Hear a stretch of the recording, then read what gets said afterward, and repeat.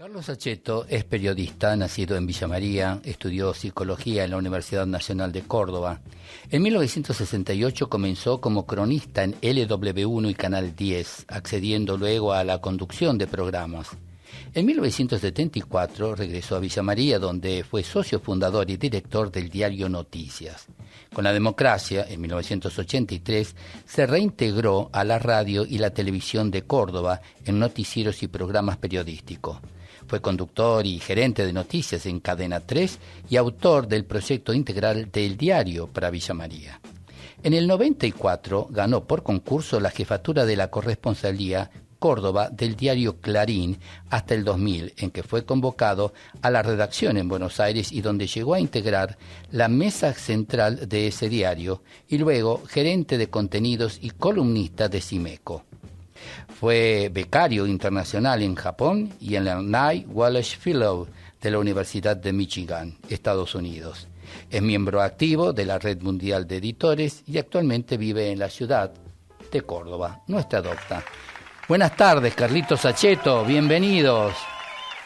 Hola Juan, ¿cómo estás? Un placer reencontrarme nuevamente aquí, y acá en tu ciudad. ¿Hace mucho que no venís?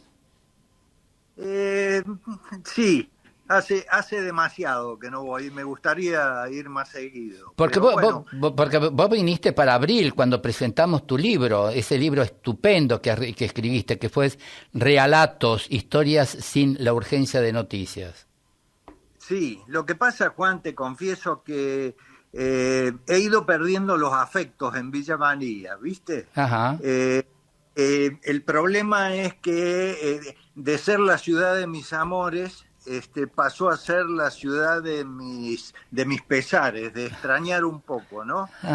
Me queda muy poca familia en Villa María y pocos amigos también, porque están diseminados por otros lugares, ¿no? Sí, sí. Qué vida hermosa, Carlos. Es decir, qué recorrido de vida. Además, en este libro, que es tan fantástico, porque ahí vos viniste a presentarlos hace 2 años, en el 23, si no mal recuerdo. Viniste a presentar. Sí. Ahí en la Medioteca de Villa María, un lugar muy lindo, que no conocía. Es un espacio muy lindo, la verdad. Pero realmente sí, me quiero detener en esta recorrida tuya y que se ve plasmado en este texto, en este libro fantástico. Entre otras cosas me cabe la pregunta, ¿no te han convocado para que estas historias, son 16 historias, no te han convocado para que sean una historia, un audiovisual, una serie? No, tengo un par de amigos en Buenos Aires que se dedican a eso y que trabajan con el mundo audiovisual, han hecho series, han hecho películas también, y hemos estado conversando una noche de cena y de algunas copas, si había alguno de los textos que estaban en el libro que podría llegar a interesarles a ellos. Me lo propusieron. Mirá. En principio, los textos son muy breves, sí. Habría que desarrollarlos muchos más para poder hacer algo un poco más extensos y requerirían demasiada producción. Entonces, como están las cosas económicamente para mucha gente y para muchos sectores, ha quedado un poco postergado el proyecto para más adelante. Pero hay un par de textos que, según me han dicho estos amigos, se adaptarían perfectamente a un audiovisual. Pero totalmente, además, es decir, con la calidad que está escrito, realmente, porque eso habla de ese periodista de raza que sos, donde queda registrado esa huella de la Remington, de la vieja Remington, que ya no existe más, ¿o no? Sí, por supuesto.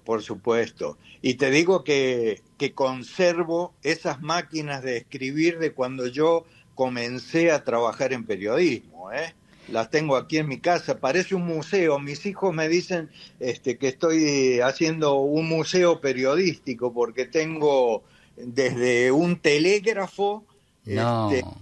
Sí, qué bueno. De escribir, la cámara fotográfica esa que era una cajita,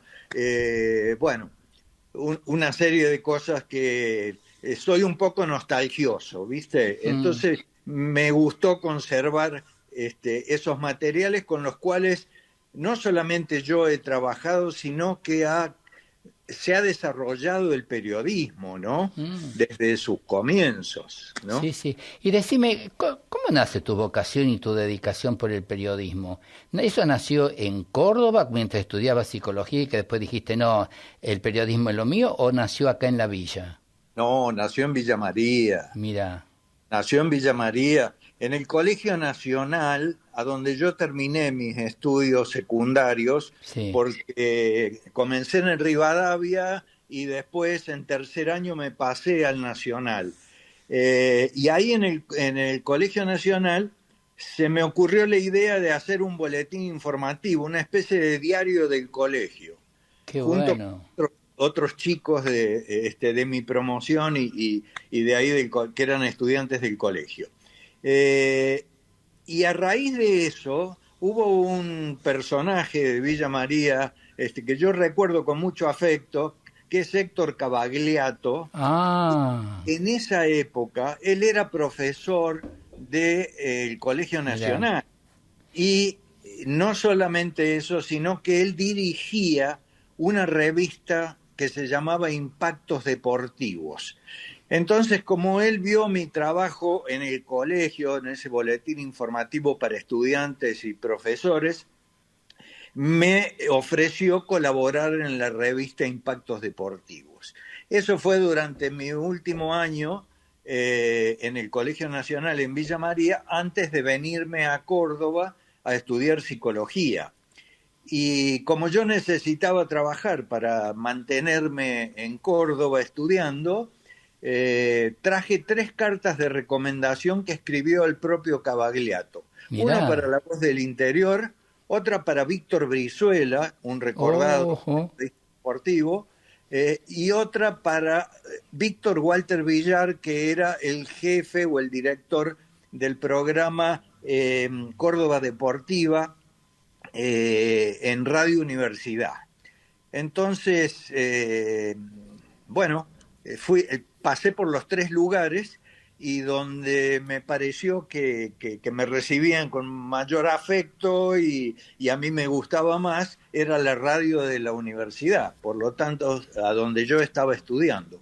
Y bueno, y empecé a desarrollar mi trabajo ahí hasta que simultáneamente estudiaba psicología y hasta que llegó el Cordobazo en el año 69, el gran, 29 de mayo. gran capítulo de nuestra historia, ¿no? Exactamente. Entonces, como yo vivía en una pensión muy cerca de la radio, fui a la radio a colaborar con el servicio informativo. Sí. Y trabajé ahí, trabajamos 3 o 4 días muy intensamente, sin volver a la pensión. Vivíamos ahí unos cuantos periodistas y al poco tiempo, a los 15, 20 días de eso, la dirección de la radio me nombró como empleado efectivo, ¿no? Mirá. Dentro del servicio informativo. Así que ahí empezó, digamos, una cosa más profesional, Ujú. con estabilidad, trabajando en el servicio informativo de Radio Universidad. Y quiero recordarte que en esa época no había escuelas de periodismo, ¿eh? Ni siquiera la universidad había creado su escuela. Eso fue unos años después. Y el periodismo se aprendía en las redacciones, junto a periodistas vocacionales, y que sabían muchísimo, ¿no? Y que sabían muchísimo. Realmente era una facultad, una redacción. Esa redacción de Radio Universidad era maravillosa. Hermoso, los famosos SRT. Exactamente, y trabajando en el servicio informativo de la radio, simultáneamente en la redacción estábamos divididos en radio y televisión. Entonces, el jefe de informativo me propuso también hacer televisión, así que ya empecé a haciendo cámara en Crónica 10 de esa época, con unos compañeros maravillosos, profesionalmente maravillosos, y me fue quedando poco tiempo para seguir estudiando psicología. Por lo tanto, tenía que optar entre dedicarme al periodismo, que lo sentía vocacionalmente muy fuerte después de haber arrancado de esa forma, o ser un psicólogo, y bueno, me decidí por el periodismo y seguí. Qué hermosa historia. Vos acabás de nombrar un hecho tan importante como es el cordobazo, que realmente el cordobazo creo que se siente más acá en Córdoba, que hace pocos días lo acabamos de recordar, porque fue el 29 29 de mayo, 29 sí. de mayo, y todo lo que eso significó. Pero yo creo que a nivel nacional no hay mucha recordación sobre el cordobazo y todo lo que eso significó para un antes y después en nuestra historia. Sí, pero así ¿Lo es la ves historia. así? Así es la historia. Los acontecimientos que cambian el rumbo de la historia se recuerdan durante un tiempo y después quedan como meras anécdotas en el tiempo, ¿no? Mm, Y se distorsionan mucho la realidad de lo que ha sucedido, porque cada uno lo adapta a sus conveniencias políticas o ideológicas en este tipo de cosas, ¿no? mm. Pero bueno, sí, va pasando el tiempo. Los jóvenes, obviamente, hoy he hablado y hablo con muchos jóvenes, amigos de mis nietas y demás, no tienen ni idea de lo que fue el Cordobazo, pero no Mm, solo del Cordobazo, de de tantas muchos cosas. otros hechos históricos del país, ¿no? Sí, sí, sí. Ya lo creo. Y hablando en esas sabrosas anécdotas que has recogido, que la vida te ha dado en tu profesión, y no apartándonos de Córdoba, de sentido cordobés, tuviste en el lanzamiento del INSAT, primero, que fue el primer satélite fabricado en Córdoba, acá. ¿Te Sí, acuerdas? sí, que se llamó Víctor. Ajá, Eh, sí, sí. Lo fabricó un instituto de ingenieros que eran de la Universidad Nacional, y se lanzó desde Rusia, ujú, desde Plesek. Y bueno, felizmente a mí me tocó ir. Yo ya trabajaba en Clarín, ya era corresponsal de Clarín, ajá. aquí en Córdoba. Y Clarín me mandó a Rusia, a presenciar el lanzamiento de ese satélite, que si bien era cordobés, era también un logro argentino, ¿no? Mm. Y fue muy linda la experiencia. Fueron otros colegas también de aquí de Córdoba, de algunas radios y de la televisión.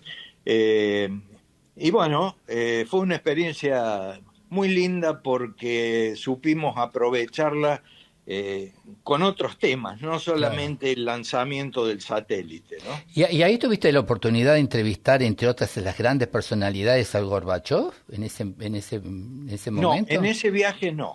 Ah, fue otro. A Gorbachev lo entrevisté junto con un grupito de otros colegas mientras yo hacía la beca en la Universidad de Michigan. Ajá. Y uno de los programas de estudio establecía una visita a Moscú, y para hablar con distintos líderes políticos, económicos, del espectáculo, artistas, intelectuales y demás. Y bueno, para el libro rescaté la entrevista con Gorbachev, también fue una experiencia maravillosa, te imaginarás. Sí, ya lo creo. Ese fue otro viaje, ese fue ahora en el 2010. Mira. ¿No has vuelto a Rusia? No, he ido dos veces nada más. Ajá. Cuando se lanzó el satélite, el gobernador de la provincia era Ramón Mestre Padre, Ajá. y fue con un grupo de empresarios y se hizo una recorrida. Visitamos varias ciudades y también visitamos Ucrania en esa época, ¿no? Mira. Así que estoy siguiendo la guerra entre Rusia y Ucrania, conociendo el territorio, digamos, ¿no? Y tiene un valor adicional eso porque, bueno, ¿No te dan ganas de ir de corresponsal? no, ya no, Juan. Ya. Yo te cuento lo que me pasa hoy en día, Sí. que ya estoy retirado. de la actividad plena del día a día, digamos, Sí. ¿no? ¿Y cómo es tu día hoy? Y sigo las noticias, leo todos los diarios, las plataformas. Veo poco televisión porque creo que si hay algo más antiperiodístico que la televisión, no sé lo que es. Mm, Hoy la televisión, te lo voy a decir con toda sinceridad. Eh, decilo. el periodismo hoy en televisión me da vergüenza ajena. ¿eh? Mm. De cualquier signo político, en lo que se ha transformado la televisión en un show, en un espectáculo, y en realidad la información seria, verificada, no existe. No existe. Se prefiere el espectáculo a una buena información o mantener a la audiencia bien informada. Se han perdido las fuentes, de alguna manera. Sí, sí. Entra un poco el delirio, los El supuestos, la vedetismo, Juan, desacralización. el vedetismo, los egos personales de los periodistas, que Mm. en lugar de estar al servicio de la audiencia, están al servicio de ellos mismos. Bueno, Y así. eh, ¿Y eh, y qué opinas de este nuevo fenómeno que está dentro de los medios, que es el streaming? ¿Qué opinas de eso? ¿Cómo lo no, ves? no, no, yo creo que el avance de la tecnología nos va a llevar a lugares impensados. Ujú. Sí, sí, nunca me he negado al avance de la tecnología. Y me parece que realmente aporta nuevas herramientas para la expresión, la información y demás. El problema pasa por la responsabilidad de quien ejecuta o quien está al frente del micrófono de la cámara informando. Si realmente está al servicio de la buena información, de un periodismo auténtico, serio, responsable, bueno, perfecto. Pero todo cambio tecnológico, y te aclaro que vienen muchos otros inimaginables, como te decía, este, y bueno, bienvenidos Bueno, muy de sean. auge la inteligencia artificial también es Sí, otro. sí, que está realmente operando. Mira, te cuento una breve cosa. Dale. Yo durante muchos años he estado participando del Congreso Mundial de Periodistas, una red mundial de periodistas Sí, que se hace todos los años en distintos países. sí. Somos unos 300 editores jefes, yo era editor jefe, ya no lo soy, para discutir el futuro del periodismo. Qué interesante. Muchos años, con el aporte de las nuevas tecnologías, cómo utilizarlas, cómo aprovecharlas, y también planteando los dilemas éticos ¿eh? Ujú, que uno enfrenta cuando de pronto tenés que usar los drones, por ejemplo, ujú, que hoy se utilizan para muchas cosas, inclusive para la guerra, ¿no? mm. Este, Lamentable. lamentablemente. Pero en esa época, te estoy hablando de hace 8, 10 años, los drones nadie sabía lo que era un dron. Bueno, nosotros en esos congresos de la Red Mundial de Editores presenciamos cómo los ingenieros hicieron una exposición, una muestra de cómo iban a funcionar los drones, haciendo funcionar un dron dentro de la sala donde estábamos deliberando. Eh, entonces, todos los adelantos tecnológicos que se fueron dando, nosotros ya los conocíamos de antemano y nos íbamos preparando para eso, incluida la inteligencia artificial. Yo te digo que hoy, en muchas redacciones, no sé si el público, la gente, la sociedad conoce, eh, casi el 40% de los materiales periodísticos que se publican en los diarios o en las plataformas, son hechos con inteligencia artificial. Los hacen Mm, los robots, no los mm, hacen periodistas de carne y hueso. mira. Por eso tal vez se haya perdido tanto la sensibilidad ante los hechos, ¿no? Sí, sí, sí, también, pero hay que adecuarse a eso, porque Claro. si estamos decididos a defender el periodismo como lo entendemos, como una manera de llegar al público para informarlo correctamente, tenemos que adaptarnos a eso. Tenemos que adaptarnos. Y bueno, lamentablemente yo veo que no se progresa mucho en ese sentido, ¿no? En la capacitación, sobre todo, Juan, de los periodistas, ¿no? Sí. Bueno, hablando y recordando este recorrido de tu libro, de tu texto, y hablando justamente de los sentimientos, de los afectos que dijiste que ya no tenés tantos aquí en la ciudad, hay dos capítulos muy tiernos que hablan de vos y con un recuerdo muy especial de dos seres muy especiales en tu vida. Una es tu mamá, la Sara. Me encantó la Sara. ¿Te estás emocionando? Era una manera bueno... Porque digamos que fue una mujer que realmente tuvo un protagonismo muy importante en la ciudad y que realmente, es decir, su profesión en la época de la pandemia se la aplaudía, pero que después pasan al olvido. Ella era una enfermera. Contanos quién era la Sara. En aquellos años, claro, sí, mi mamá se dedicó a la enfermería después de tener un gravísimo accidente, cuando ella trabajaba como obrera ahí en la fábrica militar de Villa María. Tuvo un accidente muy grande, se quemó, quedó desfigurada, sobre todo la cara, y en su convalecencia, viendo cómo la atendían las enfermeras, los médicos y demás, decidió hacer un giro en su vida y estudiar enfermería y dedicarse a ser enfermera. Pero eso fue en los años en que los enfermeros iban casa por casa a hacer los domicilios, a poner las inyecciones, los sueros, a tomar la presión. Bueno, y mi mamá andaba en una moto recorriendo la ciudad, invierno y verano, lloviera o no, lo tomó con una pasión terrible, ¿no? Una gran empatía por su prójimo. Sí, y además yo recuerdo que le decía que ella podría haber escrito un libro sobre los culos villamarienses. Claro, por las inyecciones que colocaba, las inyecciones intramusculares que se podían hacer. ¿Vos viste? Ahora los inyectables ya casi no se usan.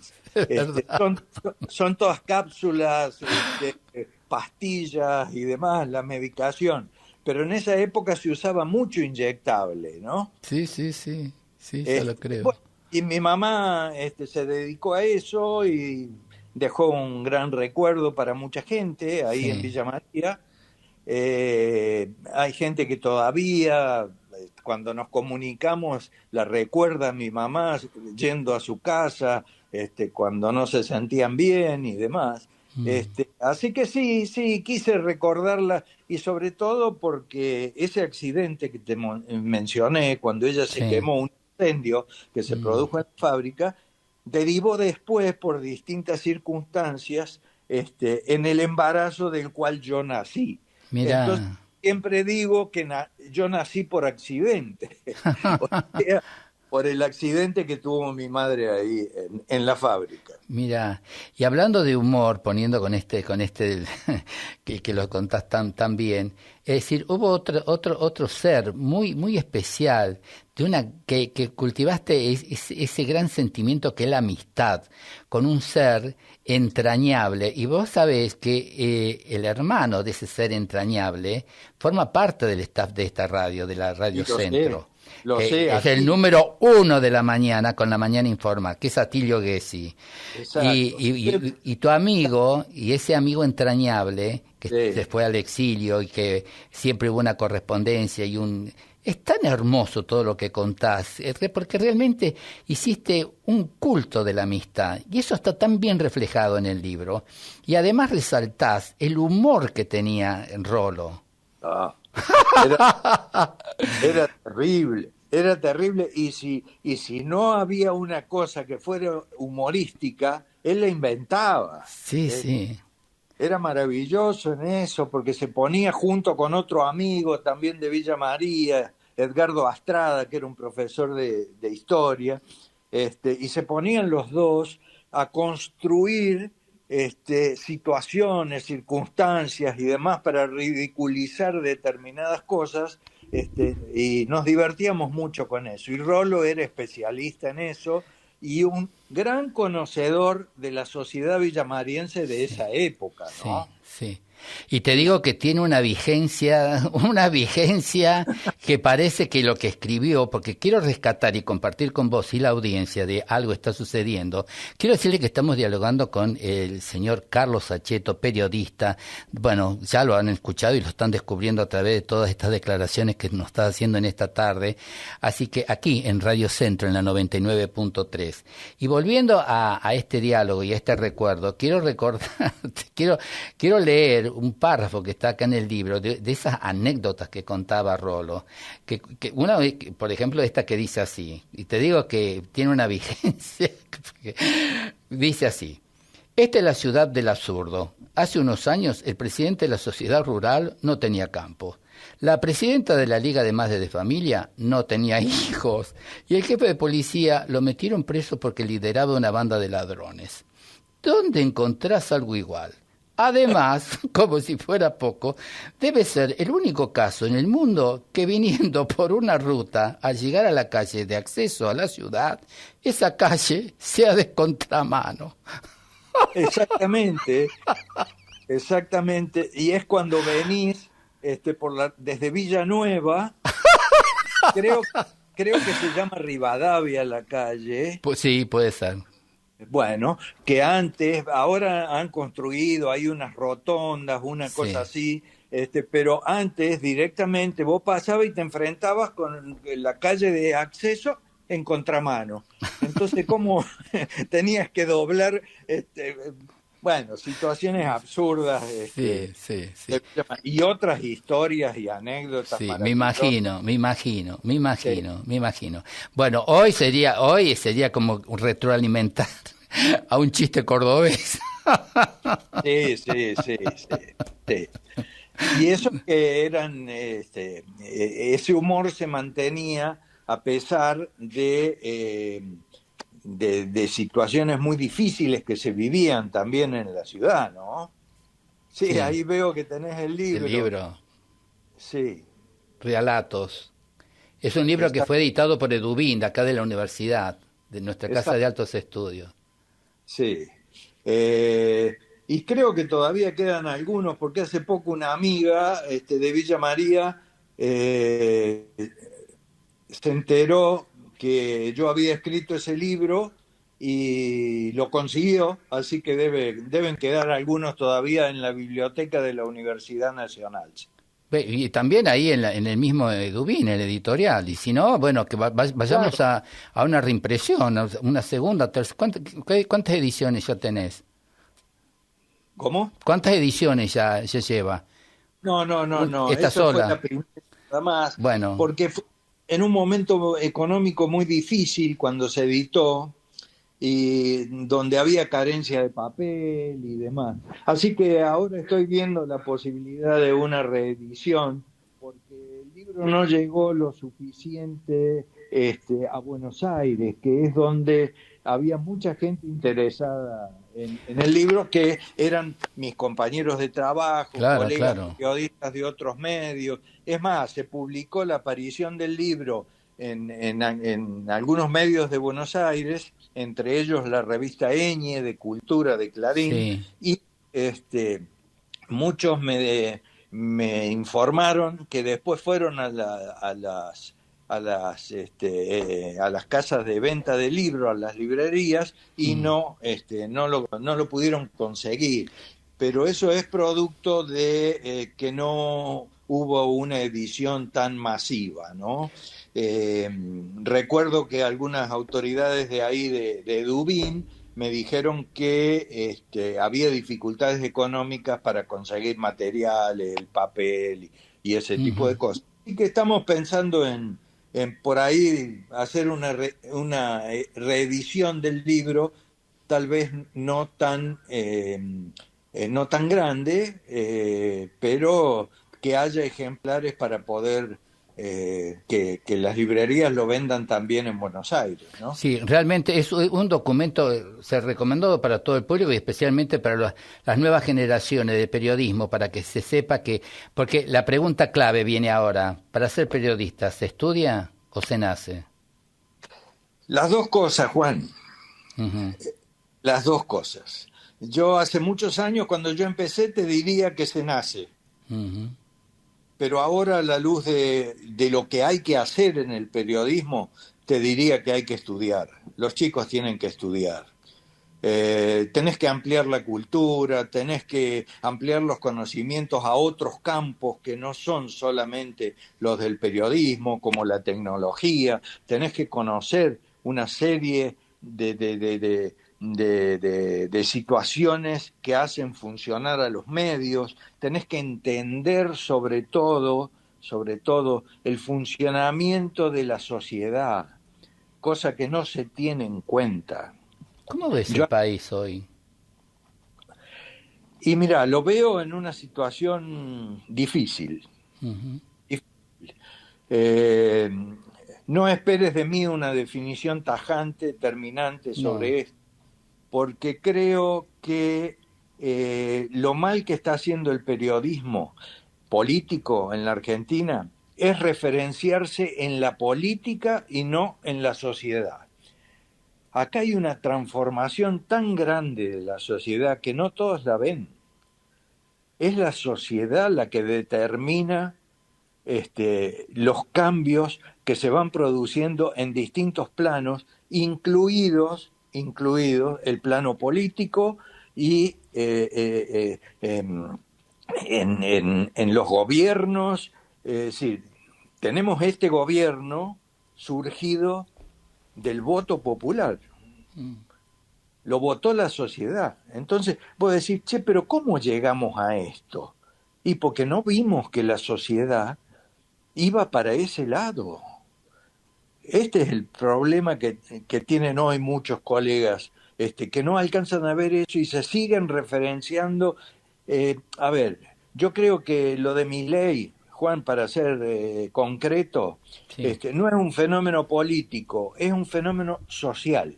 Por lo tanto, las categorías de análisis político que teníamos los periodistas hasta ahora caducaron, ya no se pueden utilizar más, ya no es el mismo funcionamiento de la política, aunque se resista a la política. Por lo tanto, tiene que haber un cambio no solamente generacional, hay un cambio de época. Han contribuido mucho a esto la nueva tecnología, las redes sociales y demás, pero no hacemos nada con repudiar que haya redes sociales.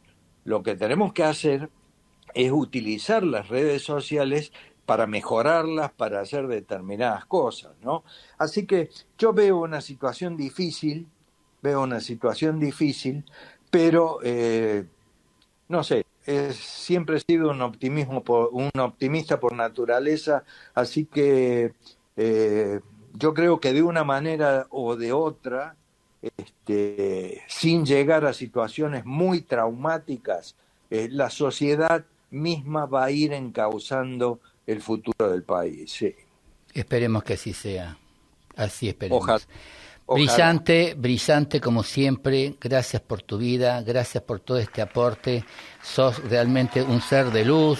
Y realmente decir, es un privilegio contar con vos y estar siempre como estás cuando se te convoca. Así que bueno, esperemos que pronto acá tenés una familia que te quiere, que es la Radio Centro, y acá estamos, además, prolongando ese gran afecto y ese cariño y ese cultivo de sí, realmente ese cultivo de amistad que tuviste con Rolo, porque bueno, su hermano está acá.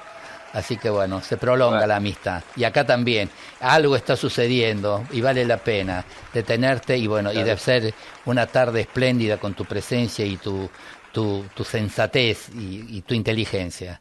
Gracias por tu vida, Carlos. No, gracias Juan por llamarme, por convocarme y no dejes de hacerlo, ¿eh? No, siempre vamos a estar ahí, siempre. Y siempre te estoy mandando información, viste que siempre te mando alguna que otra info de lo que pasa acá en la villa. Y voy siguiendo lo que se hace en Villa María también y demás, no solamente por vos y los medios, no, sino seguro. Algunos amigos. Con tantos contactos que tenés, que es lo que te sobra, así que, bueno, una vez más, gracias por tu vida, lo mejor para vos en lo que por este año, y que sigan así, no decaigas, siga optimista, sigue optimista. Y un saludo muy, muy cordial y afectuoso para toda la audiencia. Gracias, Carlos, gracias, muy amable, gracias.